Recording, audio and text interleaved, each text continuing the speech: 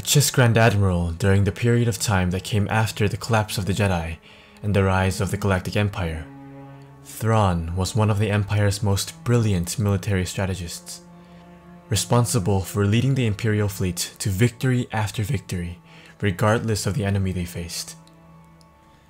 And following the latest trailer for Star Wars Rebels Season 3, he has been officially introduced into the canon Star Wars mythos. So, what are the implications of his character?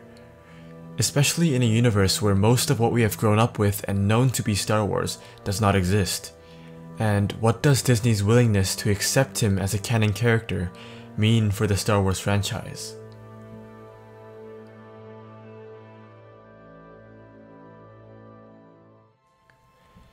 In my previous video, I speculated that Season 3's central plotline would revolve around Ezra's forced dichotomy of sorts, the two sides being Kanan and Maul respectively.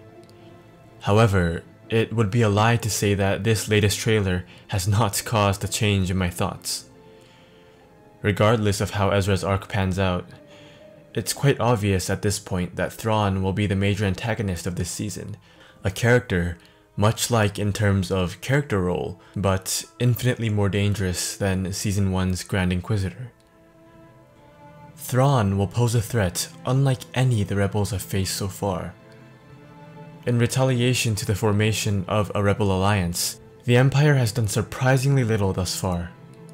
Agent Kallus, the Inquisitors, even Darth Vader, have all been physical dangers that they have easily overcome.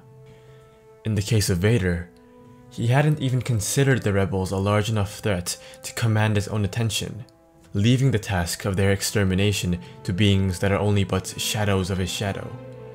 But Thrawn is nothing like this.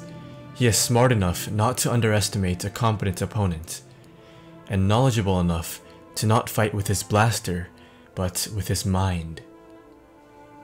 Thrawn, whether he chooses to use them or not, holds the lives of millions in his hands, and the rebels will need to find a way to outsmart a man who outsmarts for a living.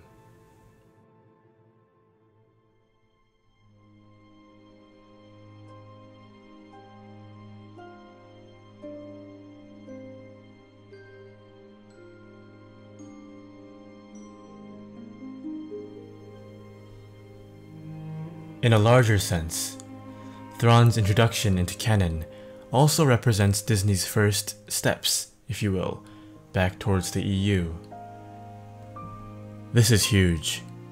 In the expanded universe, Thrawn is one of the galaxy's major players, involved in the discovery of the Yuuzhan Vong, the formation of the New Republic, the creation of his own empire, and the survival of his clones.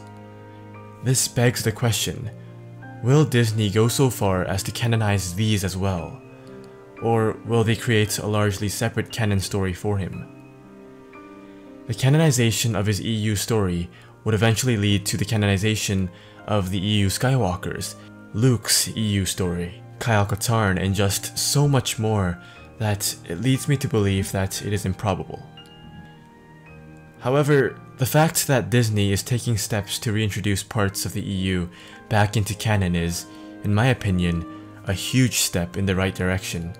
And honestly, it gives me hope for the future of Star Wars, as much more than a mere spectacle, but as a medium of storytelling, a platform for connection, and ultimately, a narrative of life. Thank you for watching, and may the Force be with you.